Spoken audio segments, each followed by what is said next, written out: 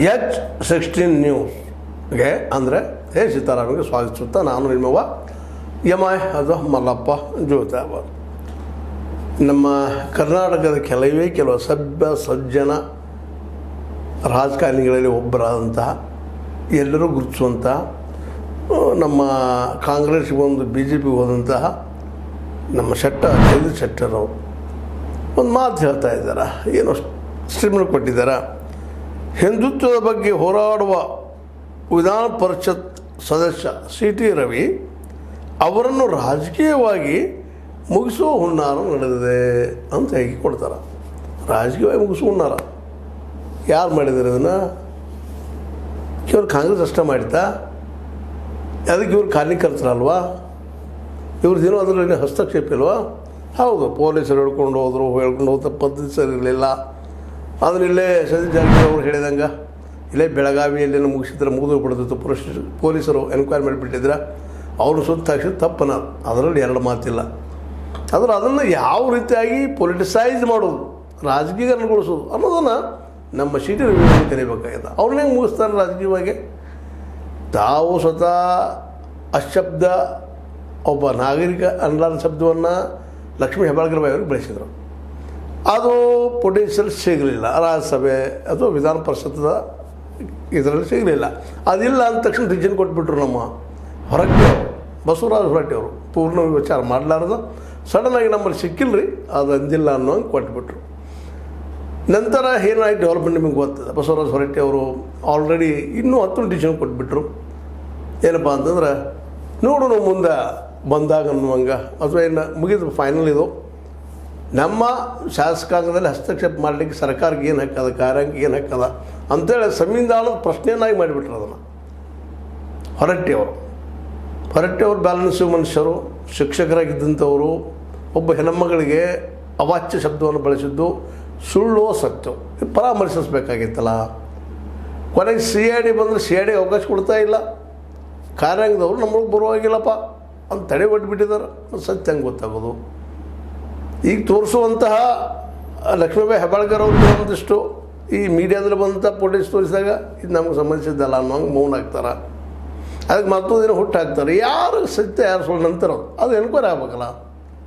ಲಕ್ಷ್ಮೀಬಾಯಿ ಹೆಬ್ಬಾಳ್ಕರ್ ಸಜ್ಜನರದ್ದು ಎಲ್ಲಿಗೆ ಹೋಗಿದ್ರು. ಅಮ್ಮ ಸ್ವತಃ ಒಪ್ಕೊಂಡಿದ್ದಾರೆ, ನಾನು ಕೊಲೆಗಾರ ಅಂತ ಕರೀರಿ ಅಂತೇಳಿ.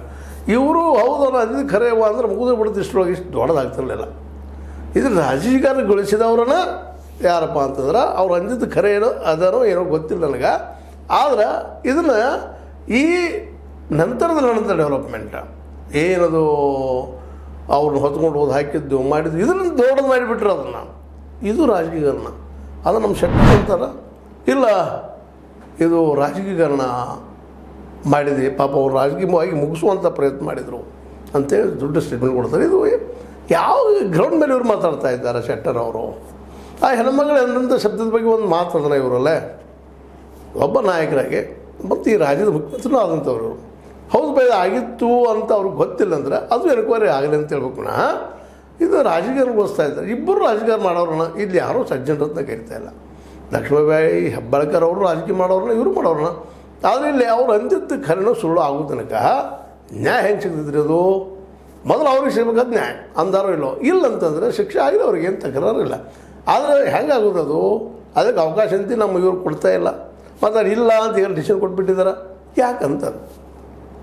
ಮತ್ತು ಆ CCTV ಫುಟೇಜಲ್ಲಿ ಹೆಂಗೆ ಬರಲಿಲ್ಲ ಅನ್ನೋ ಸಹಿತ ಅಷ್ಟ ಸಮಸ್ಯೆ ಅದು. ಇಲ್ಲ ಅದು ನಮ್ಮ ಟೈಮ್ ಆದ್ಮೇಲೆ ಆಗಿದೆ, ಹೊರಗಾಗಿದೆ ಅನ್ನೋ ಏನೇನೋ ಮಾತಾಡ್ತಾ ಇದ್ದಾರೆ.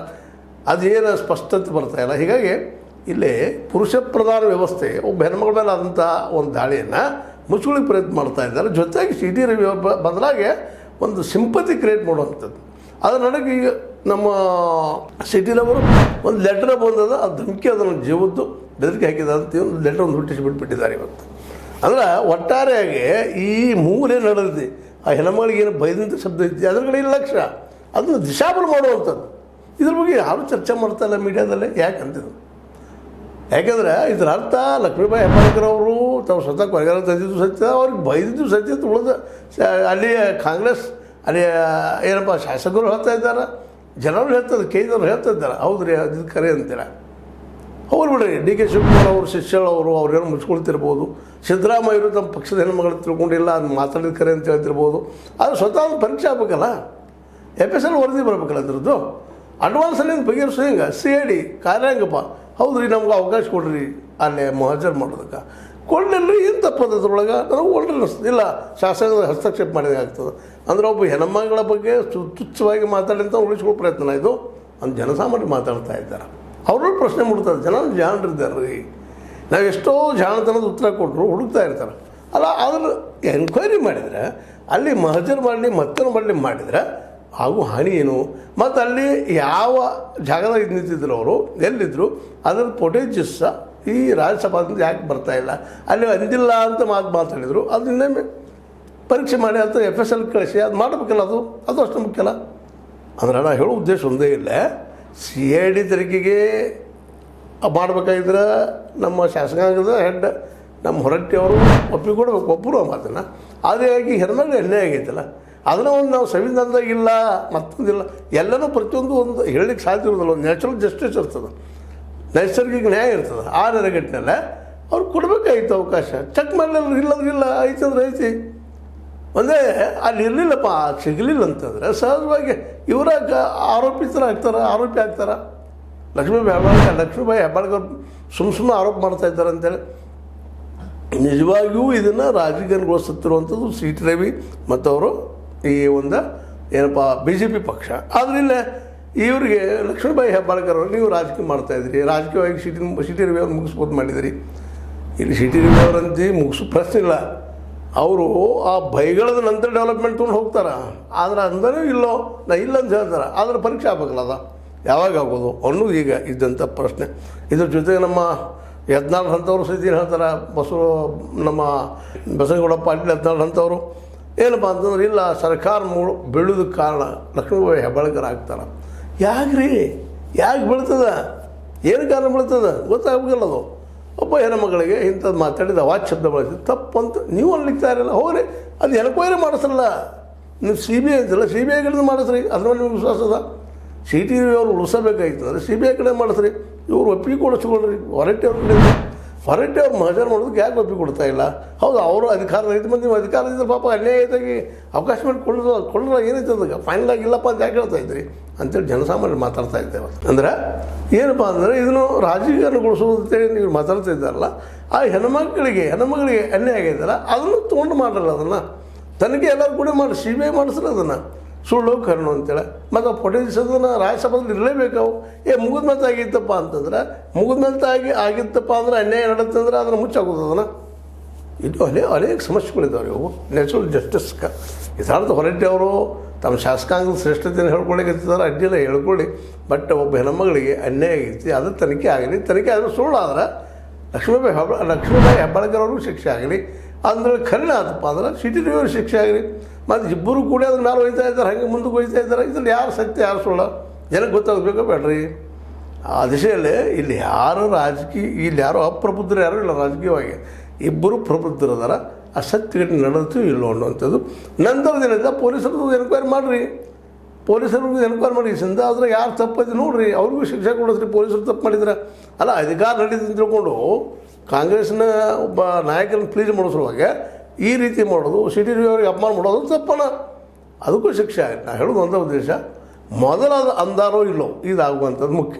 ಅದನ್ನು ಹೊರಟ್ಟಿಯವರಾಯ್ತು ಎಲ್ಲರೂ ಕೂಡಿ ಮಾಡ್ಬೇಕು. ಅದನ್ನು ಅಂದಿಲ್ಲ ಅಂತಂದ್ರೆ ಲಕ್ಷ್ಮೀಬಾಯಿ ಹೆಬ್ಬಾಳ್ಕರ್ ಅವ್ರಿಗೆ ಶಿಕ್ಷೆ ಆಗಲಿ, ಅಂದಿದ್ರೆ ಅದೇ ಕಾರಕ ನಮ್ಮ ಏನಪ್ಪ ಅಂತಂದ್ರೆ ಈ ಒಂದು ಇದು CT ರವಿ ಅವ್ರಿಗೂ ಶಿಕ್ಷೆ ಆಗಲಿ ಅಂದ್ರೆ ಹೇಳೋ ಒಂದೇ ಉದ್ದೇಶಕ್ಕೆ ಕೊನೆಗೆ ಇದರಲ್ಲೇ ಒಂದು ಸ್ವಲ್ಪ ಇಂಬ್ಯಾಲೆನ್ಸ್ ಅಂತ ಸಿಗುತ್ತೆ.